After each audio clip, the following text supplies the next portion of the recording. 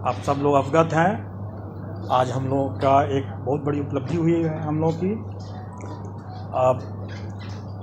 TRE अध्यापक भर्ती परीक्षा का परिणाम हम लोग चरणबद्ध तरीके से घोषित कर रहे हैं। और आपने देखा होगा कि कल हम लोगों ने लगभग 16 विषयों का परीक्षाफल घोषित किया और आज भी एक वेबसाइट पर आ चुका है एक पॉलिटिकल साइंस का, और आने वाले समय में हम लोग 1-2 दिन में सभी परीक्षाफल घोषित कर देंगे।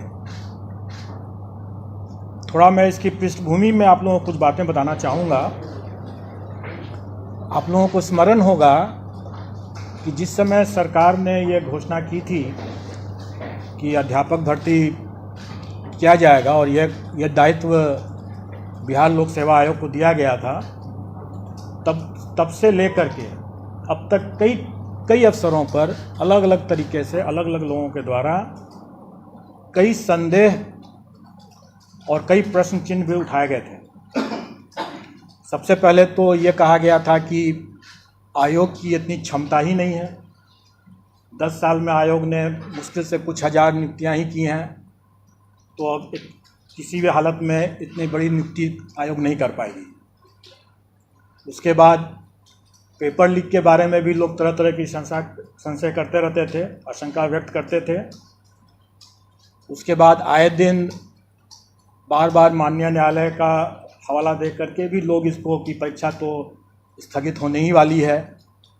ऐसा कोई दिन नहीं था जब लोग सुबह से लेकर के रात तक लोग इस परीक्षा को रद्द करने पर लगे हुए थे।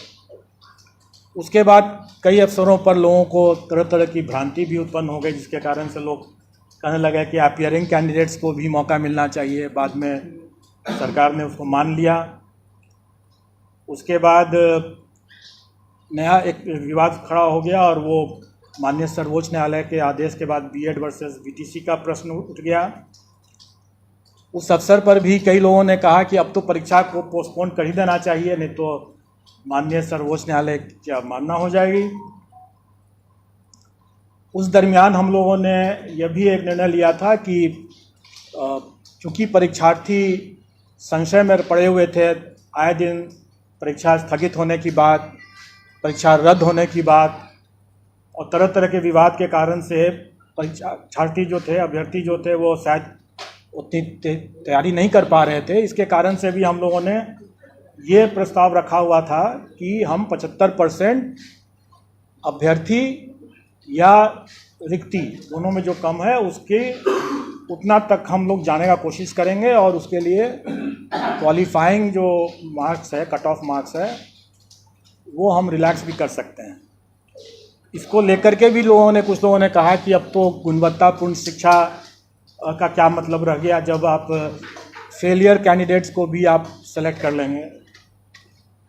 उसके बाद जब हम लोगों ने परीक्षा आयोजित कराई और जो प्राथमिक वाले पीआरटी वाले जब निकल के आए तो लोगों ने हल्ला करना शुरू किया कि ये परीक्षा तो ऑफिसर्स के लिए है, ये परीक्षा तो टीचर्स के लिए नहीं है, फिर सरकार की नीयत ही नहीं है नियुक्ति करने की। ये सब बातें हुई।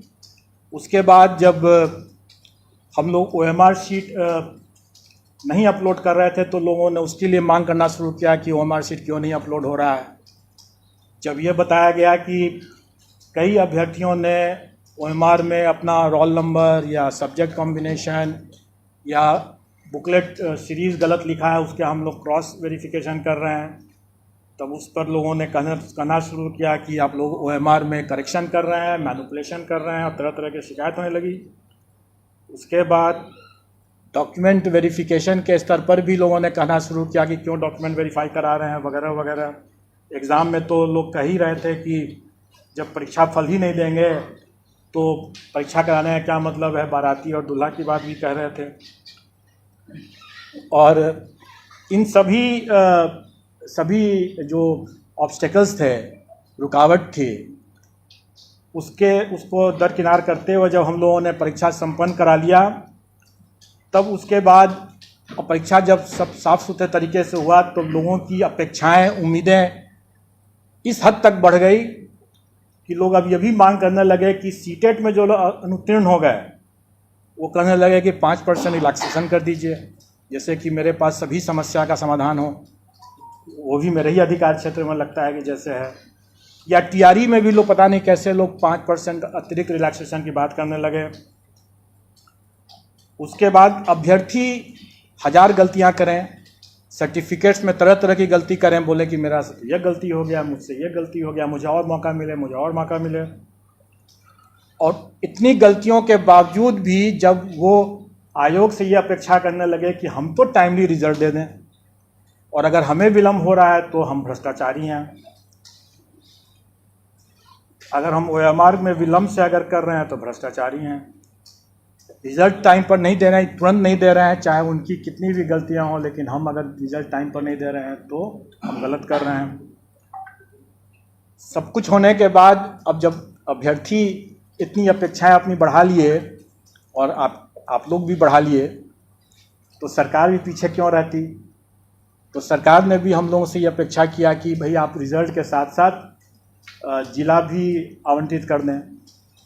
अब आप देखें कि हमारा काम कितने बढ़ गए, और ये सभी काम हमें बिना किसी मिस्टेक के, बिना कोई त्रुटि के फुल प्रूफ तरीके से करना है।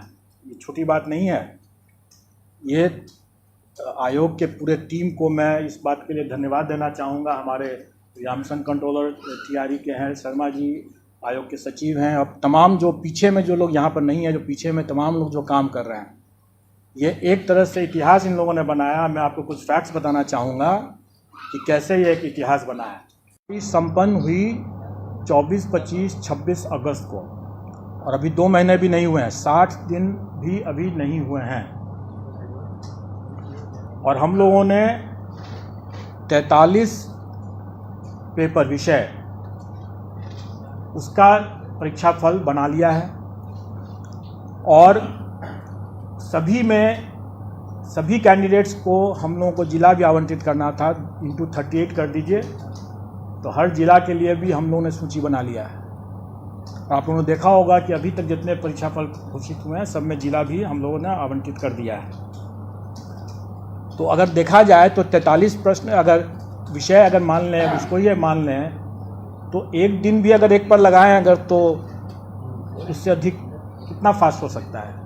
दूसरा ये भी कि आज तक बीपीएससी के इतिहास में इतनी जल्दी इतने ढेर सारे रिजल्ट्स नहीं दिए गए हैं, ये प्रथम हुआ है।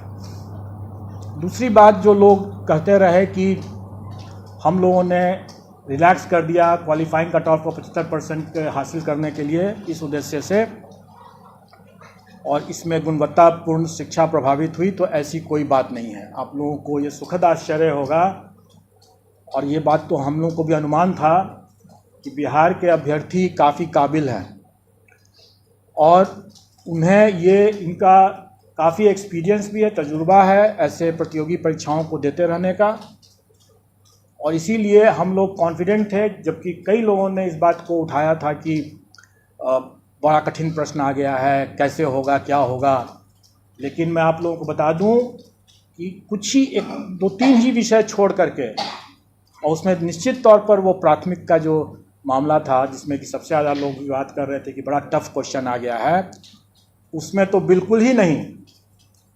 किसी भी विषय में 1-2 विषय को छोड़ करके और 1-2 मामले को छोड़ करके किसी भी मामले में हमें अपने क्वालिफाइंग कट ऑफ को रिलैक्स करने की ज़रूरत नहीं पड़ी।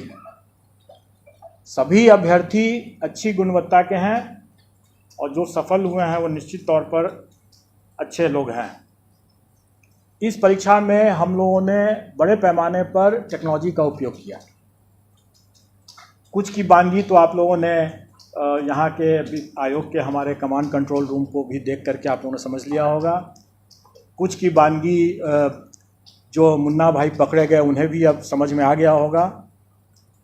और इसके अलावा जो मैं बार बार ये कहता रहा हूँ कि जो कार्य हम पर्दे के समक्ष करते हैं वो सब लोग देखते हैं, सब लोग की नज़र में रहता है, लेकिन उससे कहीं ज़्यादा कार्य जो होता है वो पर्दे के पीछे भी होता है।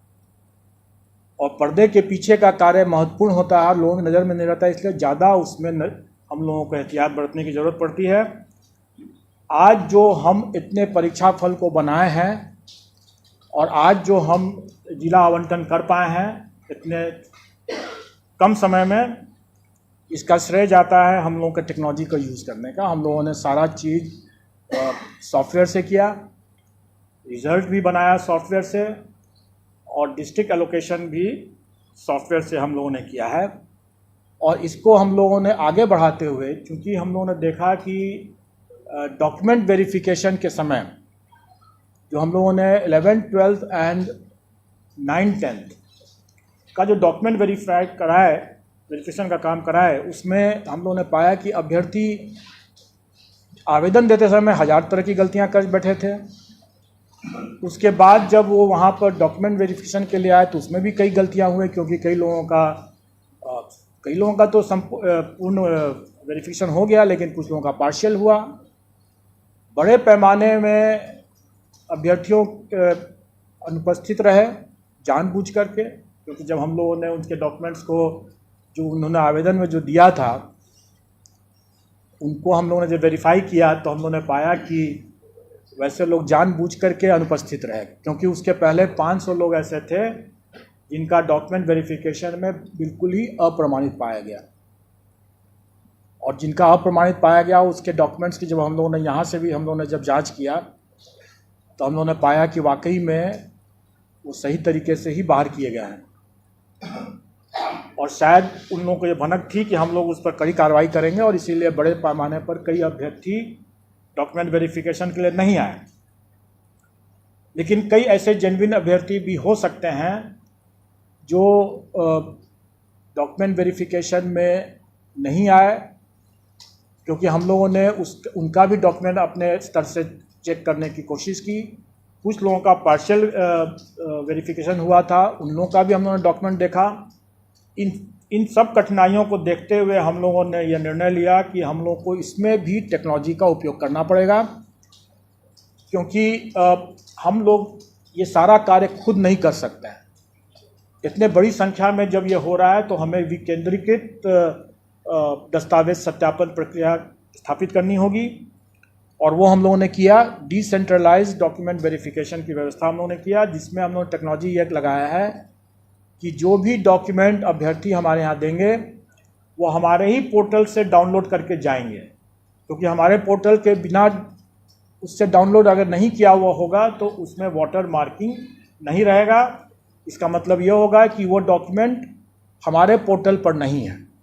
तो जो चीज़ हमारे पोर्टल पर नहीं है उसका हम कोई संज्ञान नहीं ले सकते हैं, और इसीलिए हम लोगों ने जो डिसेंट्रलाइज्ड डॉक्यूमेंट वेरिफिकेशन की बात किया उसमें भी हम लोगों ने हिदायत दे दी है कि जो डॉक्यूमेंट आयोग के पोर्टल पर है ही नहीं उसका कोई संज्ञान नहीं लिया जा सकता है।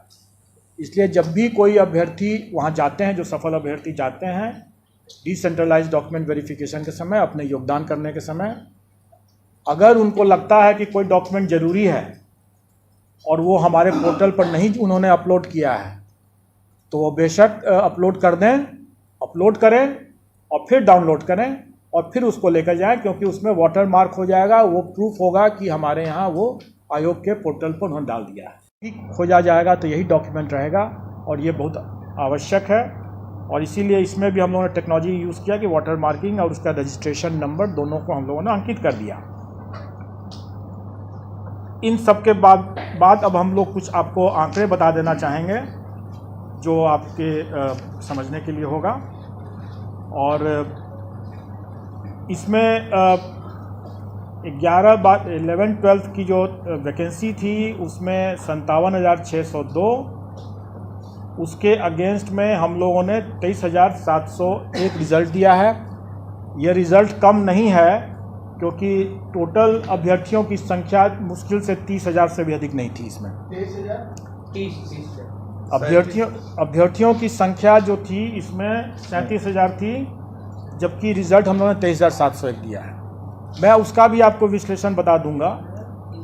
अभी हम लोग जो 11-12 का मामला है उसमें 23,701 हम लोग रिज़ल्ट दे रहे हैं। 9वीं 10वीं वाला जो मामला है उसमें 26,204 दे रहे हैं, और प्राथमिक का जो मामला है उसमें हम लोग 72,419 रिजल्ट देंगे। टोटल हम लोग 204 है 9-10 का, प्राथमिक का है 72,419। टोटल हम लोग दे रहे हैं 1,22,324। और मैं आपको बता दूं कि जो अब आप लोगों को मिल जाएगा, मैं थोड़ी दूसरी बात बता देता हूं, मैं उसके बारे में बता रहा हूं। आप प्रश्न पूछेंगे मैं जरूर जवाब दे दूंगा। अभी मैं कुछ फैक्ट्स आपको बता रहा हूं। 1,22,324 अभ्यर्थी हम लोग के सक्सेसफुल हुए हैं। 1,22,324 टोटल हैं। और अगर हम लोग थ्योरेटिकल मैक्सिमम देखें, मतलब कहने का ये है कि कुछ कुछ विषय में अभ्यर्थी बहुत कम है, वैकेंसी ज़्यादा, स्वाभाविक है कि उससे अधिक हम दे ही नहीं सकते हैं जितने अभ्यर्थी हैं। तो थ्योरेटिकल मैक्सिमम जो था वो 1,70,461 नहीं है, क्योंकि अभ्यर्थी कई विषयों में बहुत कम है वैकेंसी से। तो टोटल थ्योरेटिकल मैक्सिमम था 1,32,000, 1,31,000 कुछ 100 है, 1,32,000 मान लें। तो उसके विरुद्ध हम लोग देखा जाए तो हम लोग की उपलब्धि जो है वो 93% है। अब आप लोग जितनों का भी ये कहना था कि सरकार की नियत ही नहीं है अपॉइंट करने की, तो आप स्वयं समझ सकते हैं कि हम लोगों का क्या नियत था और हम लोगों ने क्या किया है। अब एक प्रश्न एक है जरूर, और वो प्रश्न है कि अभी जैसे पूछा भी गया कि बीएड वर्सेस बीटीसी का क्या होगा। तो इस पर तो मैं आप लोगों को सिर्फ एक गाने की पंक्ति बोल सकता हूँ कि तुम्ही ने दर्द दिया है तुम ही दवा देना। अब जिसने दर्द दिया है वो दवा भी तो वही दे सकता है, और जब तक दवा नहीं है तब तक इलाज संभव नहीं है। मैं समझता हूँ कि आप लोगों को उत्तर मिल गया होगा। सर तो इंक्लूडिंग रहेगा या नहीं सर? मैं समझता हूँ कि आप लोगों को उत्तर मिल गया होगा। सर मतलब ये क्लियर हो गया ना सर, रिजल्ट देना है प्राइमरी का? सर रिजल्ट हम प्राइमरी का बिल्कुल देंगे जी, 20 के बाद बिल्कुल देंगे। जब निकल जाएगा आप लोग खुद ही, हम लोग के पोर्टल से आप लोग पता चल जाएगा। मैंने बता दिया कि जिसने दर्द दिया है दवा भी उसी को देना है, अगर दवा नहीं तो कोई इलाज भी नहीं है। दर्द के साथ आगे जीवन आगे बढ़ाना पड़ेगा। दुर्गा पूजा से पहले दे रहे हैं रिजल्ट प्राइमरी का सर? हर एक प्रत्येक रिजल्ट जो है वो दुर्गा पूजा के पहले हो जाएगा और सारा पोर्टल पर आ जाएगा। और मैं तो यही कहूँगा कि हम लाए हैं कश्ती तूफान से निकाल के, तो अब तो सफल अभ्यर्थियों के हाथ में है कि वो कैसे इसको संभाल के रखते हैं। वाटर मार्क्स को लेकर, तो अब उसका मतलब कुछ वाटर मार्क्स को लेकर अभ्यर्थी लगातार कॉल कर रहे हैं, उसमें जो अपलोड किए हैं सर उस पर नहीं है, कोई अंक कट जा रहा है, तो उनके साथ क्या होगा? कुछ नहीं होगा, डोंट वरी। अगर कोई, जैसे मैंने क्या कहा कि हम लोग इसको पोर्टल को ओपन कर दे रहे हैं, अगर कोई अभ्यर्थी अपलोड नहीं कर सके हैं वो भी वहां पर अपलोड कर लेंगे और फिर से डाउनलोड करके जाकर दिखा देंगे। सर एक सवाल है, आपने कहा सबसे तेज रिजल्ट दिए हैं, लेकिन रिक्तियों के मुताबिक अगर देखा जाए तो नहीं, हमने ये भी कहा कि हम लाए कश्ती तूफान से निकाल सर योग्य ये पूरे तूफान के माहौल से हम लोगों ने कश्ती निकाल के लाया। सर सीटें खाली रह गई, क्या मानते हैं अभी भी योग्य अभ्यर्थी की कमी है बिहार में? देखिए, जो सीट खाली रह जाती है या जैसे डॉक्यूमेंट वेरिफिकेशन जो अभी प्राइमरी का डिसेंट्रलाइज्ड वे में नए तरीके से अभी होना बाकी है, जो कि योगदान के समय होगा। जो डॉक्यूमेंट वेरिफिकेशन हम लोगों ने कराया डिसेंट्रलाइज्ड वे में 9, 10, 11, 12 का, उसमें जो हम लोग का पार्शियली वेरीफाइड हुआ उनको हम लोग फिर से मौका दिए हैं और वो वहाँ पर जा कर के दिखा सकते हैं। उसके अलावा ये भी है, जैसे बहुत बार लोग बोलते रहे हैं कि कई अभ्यर्थी अपना गलत सर्टिफिकेट दे दिए जो कि उनकी अर्हता नहीं थी। अब STET की परीक्षा बीएड की परीक्षा के पहले या बाद में, या पीजी की परीक्षा के पहले या बाद में, ये सब निर्णय राज्य सरकार को करना है। लेकिन अगर मान लें, आपसे मैं एक प्रश्न कर रहा हूँ कि मैं एक अभ्यर्थी हूँ और मैंने 11th-12th भी क्लियर कर लिया और 9th-10th भी क्लियर कर लिया, तो हम अगर उसको 11th-12th में अगर उसका हम डिक्लेयर करेंगे रिजल्ट और 9th-10th में नहीं करेंगे, और कहीं वो 11th-12th की डॉक्यूमेंट वेरिफिकेशन में पोस्ट ग्रेजुएट डिग्री उसका नहीं सही पाया गया, तो वो बाहर हो जाएगा। और अगर हम 9th-10th में उसका रिजल्ट नहीं देंगे तो उसमें ही बाहर हो गया, जबकि हो सकता है कि अंडर ग्रेजुएशन में वो सही हो उसका। तो इसलिए हम लोगों ने रिज़ल्ट में किसी को वंचित नहीं किया है। जो जिसका भी मेरिट बनता था 11th-12th में उसको भी दिया है, और जिसका भी 9th-10th में बनता था, दोनों में बनता था, दोनों में दे दिया है। ऐसा इसलिए भी कि आप देखेंगे कि 11th-12th में अभ्यर्थी कम है और वैकेंसी ज़्यादा है।